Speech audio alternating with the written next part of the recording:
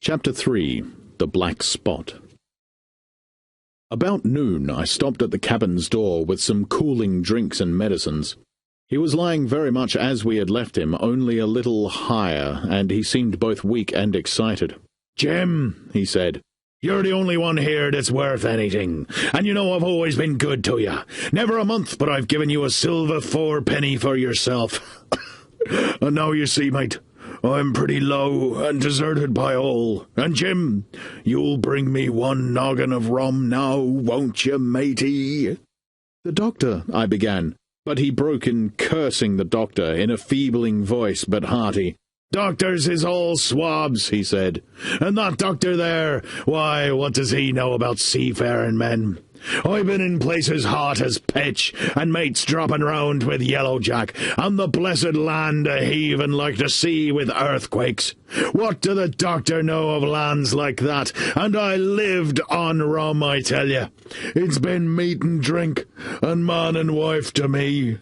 And if I'm not to have my rum now, I'm a poor old hulk on a lee shore. My blood'll be on you, Jim, and that doctor swab." And he ran on again for a while with curses. "Look, Jim, how my fingers fidges," he continued in a pleading tone. "I can't keep 'em still, not I. I haven't had a drop this blessed day. That doctor's a fool, I tell you. If I don't have a drain of rum, Jim, I'll have the horrors. I see some of 'em already. I seen old Flint in the corner there behind you, as plain as print. I've seen him. And if I get the horrors, I'm a man who has lived rough, and I'll raise Cain. Your doctor himself said one glass won't hurt me. I'll give you a golden guinea for a noggin, Jim." He was growing more and more excited, and this alarmed me, for my father, who was very low that day and needed quiet.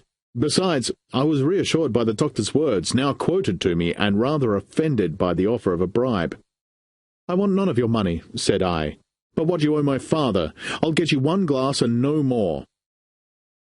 When I brought it to him, he seized it greedily and drank it out. "Aye," said he, "that's some better, sure enough. And now, matey, did that doctor say how long I was to lie here in this old berth?" "A week at least," said I. "Thunder!" he cried. "A week!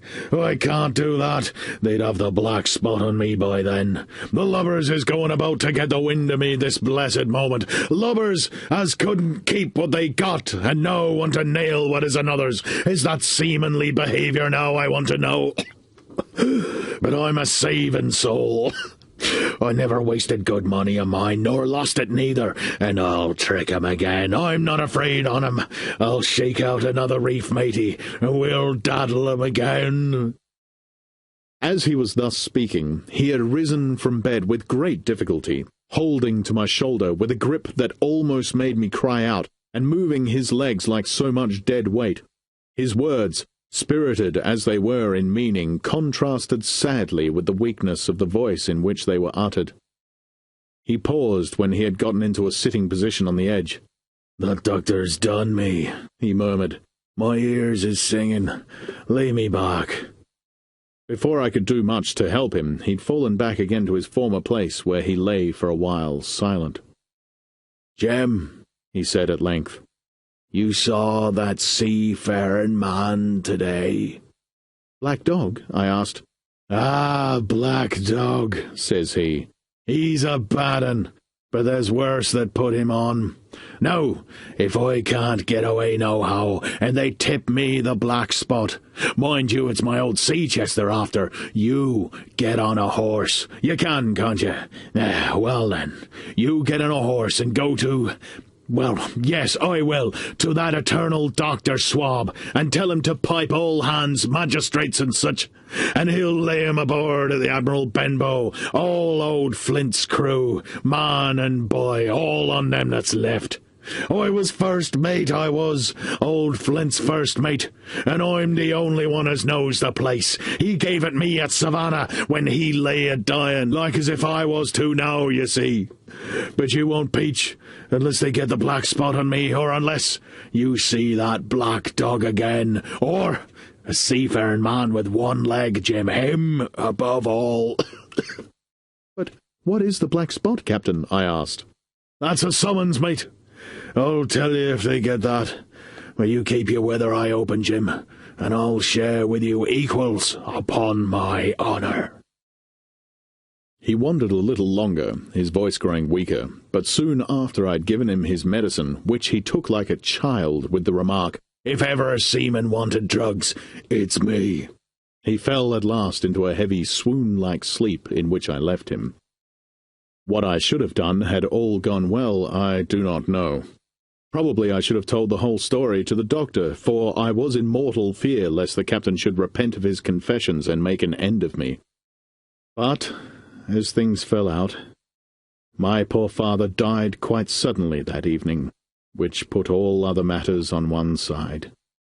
Our natural distress, the visits of the neighbours, the arranging of the funeral, and all the work of the inn to be carried on in the meanwhile, kept me so busy that I had scarcely time to think of the captain, far less to be afraid of him. He got downstairs next morning, to be sure, and had his meals as usual, though he ate little, and had more, I'm afraid, than his usual supply of rum, for he helped himself out of the bar, scowling and blowing through his nose, and no one dared cross him.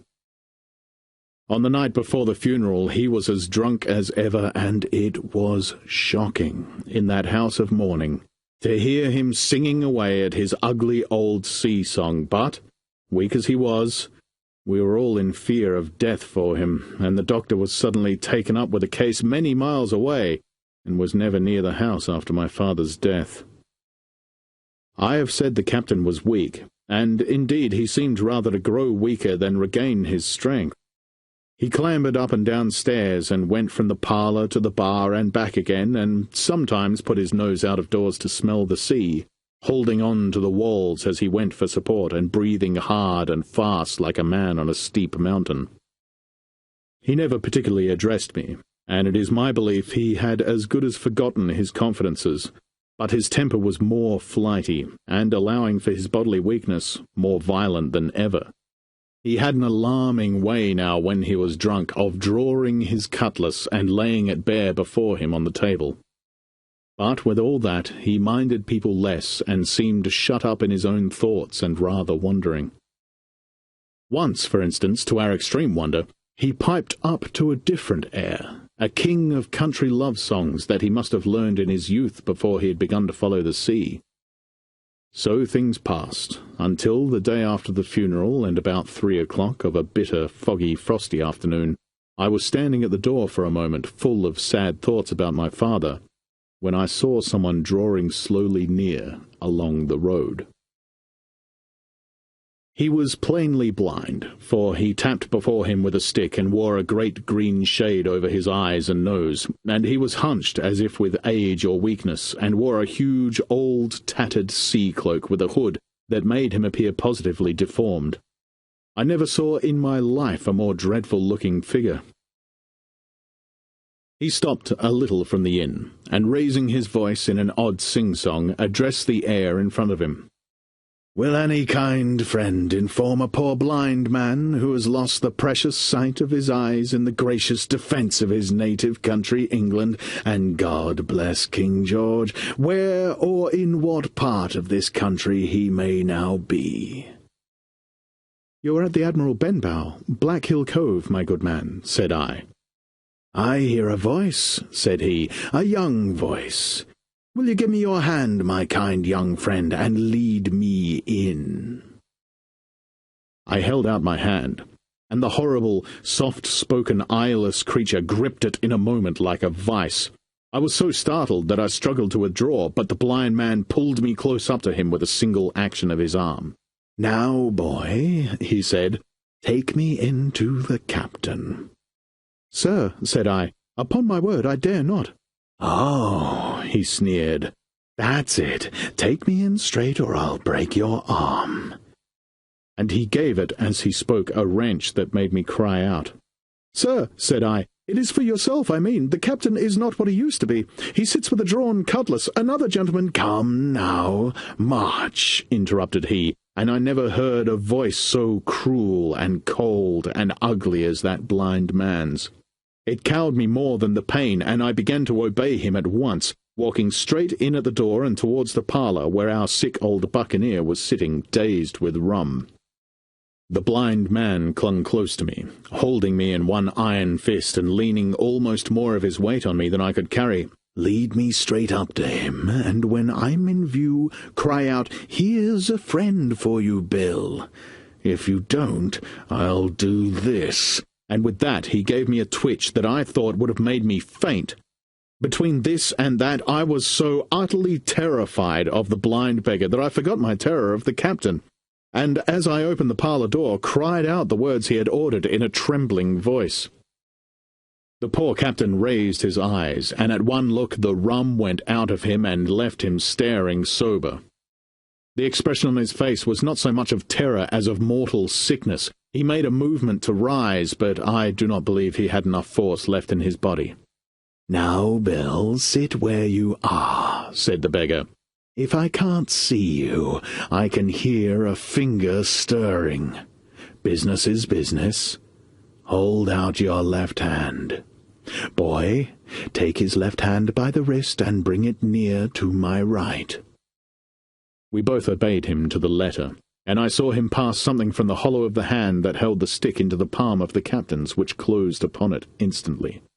"And now that's done," said the blind man, and at the words he suddenly left hold of me, and with incredible accuracy and nimbleness skipped out of the parlour and into the road, where, as I stood motionless, I could hear his stick go tap-tap-tapping into the distance.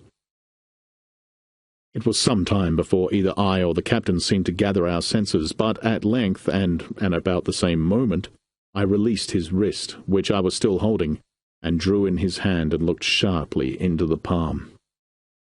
"10 o'clock?" he cried. 6 hours! We'll do them yet!" And he sprang to his feet. Even as he did so, he reeled, put his hand to his throat, stood swaying for a moment, and then, with a peculiar sound, fell from his whole height face foremost to the floor. I ran to him at once, calling to my mother, but haste was all in vain. The captain had been struck dead by thundering apoplexy. It is a curious thing to understand, for I had certainly never liked the man, though of late I had begun to pity him, but as soon as I saw that he was dead, I burst into a flood of tears. It was the second death I had known, and the sorrow of the first was still